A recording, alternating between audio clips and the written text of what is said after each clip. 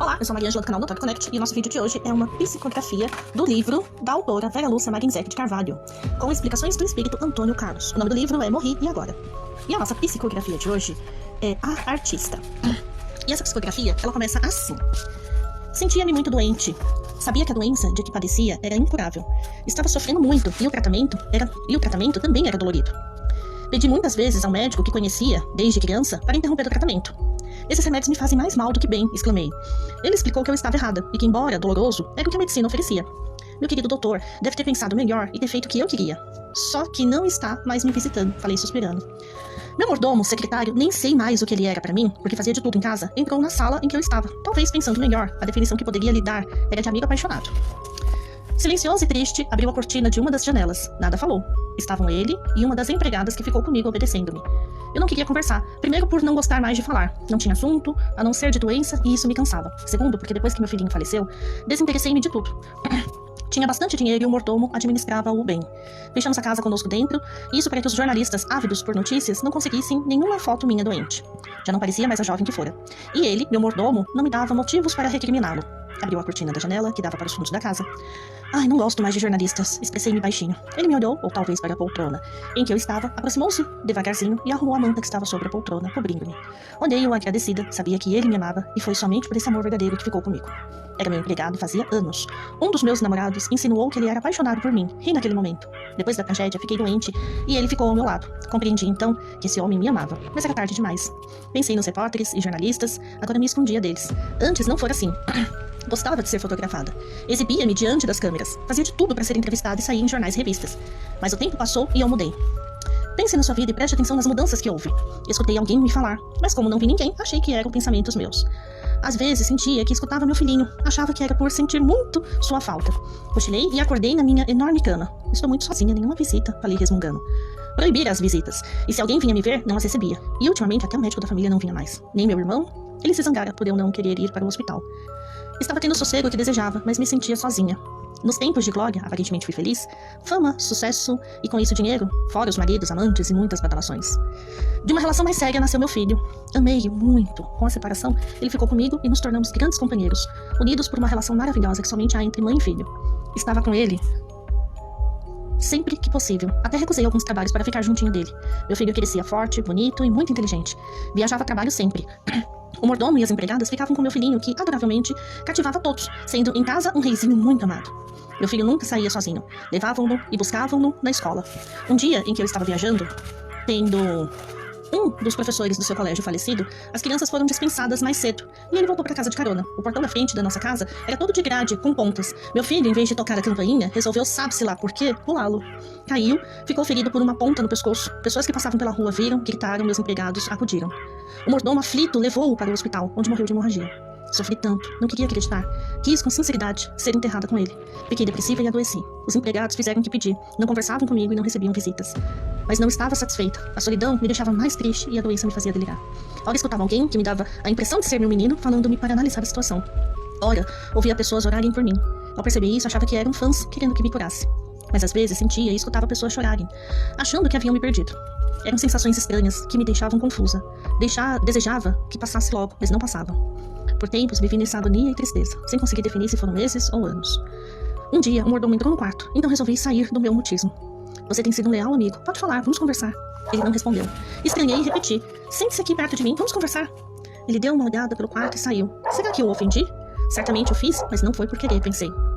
Conquistara usando de minha beleza muitos homens, mas ele eu não seduzi, nunca tive a pretensão de ter caso com o empregado. Já viu como é o corpo dele e como é o seu? A voz que eu ouvia de vez em quando me falou. Vou telefonar para meu médico ou para meu irmão. Não consegui tirar o fone do gancho. Toquei a sineta que fora colocada na minha mesinha de cabeceira desde que ficara doente. Nada. Depois de um tempo, o mordomo entrou no quarto, olhou tudo, passou a mão pela cômoda, pegou um porta-retrato com fotos minhas, olhou-as com carinho e disse baixinho: perdoe-me, não pude impedir que seu irmão, que seu herdeiro, vendesse tudo. Amanhã virá o caminhão para retirar alguns móveis que serão leiloados. Logo, os novos proprietários estarão aqui e modificarão tudo. Irei embora. Ai, que coisa. Esta casa deveria ser um santuário e não deveria ser modificada. Como? Gritei. O que está falando? Meu irmão vendeu tudo? Como pode? Se eu ainda não morri. Veja a diferença, escutei a voz. Olhei para ele, examinando, e depois para mim. Estávamos muito diferentes, ele sadio e eu doente. Mas a voz insistiu novamente. Analise-o novamente.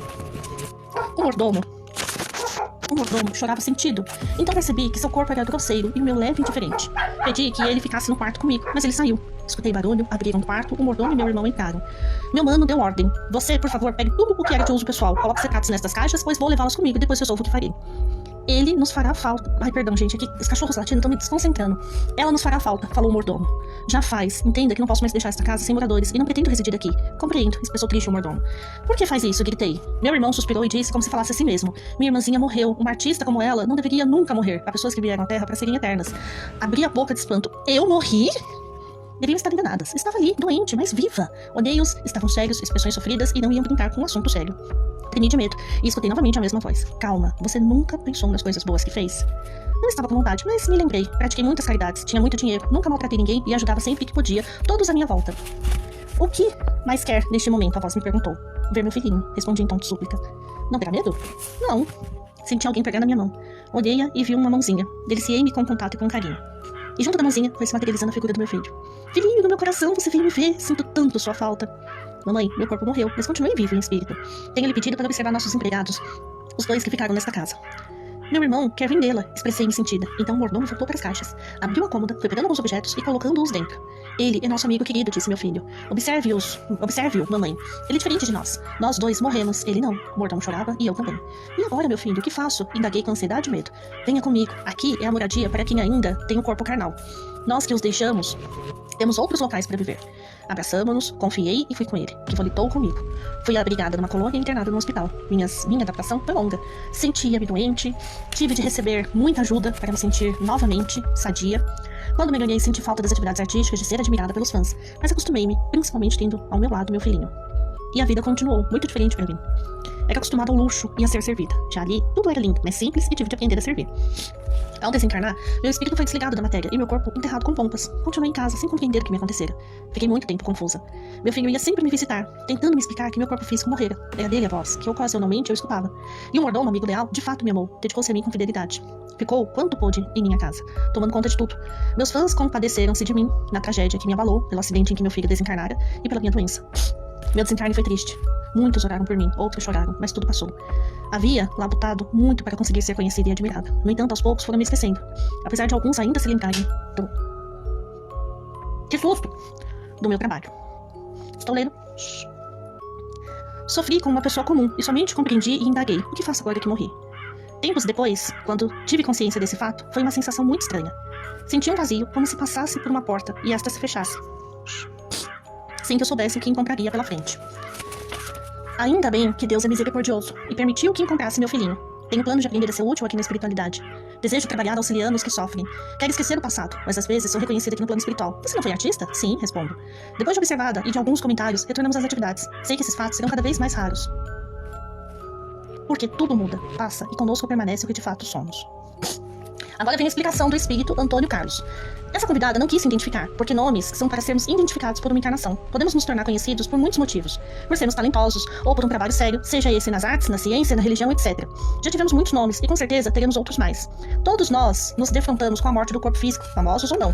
E essa foi a história dela. Muitas indagam o que aconteceu com pessoas conhecidas que têm muitos fãs. A desencarnação para elas não é diferente, o corpo carnal morre e o socorro logo em seguida é para aqueles que fizeram jus. Assim como se comenta entre os encarnados, a mudança de plano de pessoas famosas na espiritualidade também se ouve em comentários quando isso acontece. Dizem os desencarnados maldosos e cheios de inveja. Teve de tudo e do melhor. Homens, mulheres, carros, viagens, comeu muito bem, fez tudo o que queria. E agora? Morreu. Se pudermos, vamos trazê-lo para cá e sentirá o que é viver sem nada. Vai ter de sofrer. Entre os bons se escuta. Admirava seu trabalho. Como você foi esforçada ou esforçado. Como trabalhou para chegar onde chegou, praticou muitas caridades, era boa filha, bom filho e era ótimo mãe, pai. Que Deus o abençoe e que ela ou ele possa compreender sua mudança de plano, aceitar seu desencarne e ser socorrido. Quase sempre lamentamos e choros de fãs as incomodam. Mas as orações de carinho fazem uma barreira em que desencarnados trevosos não conseguem se aproximar.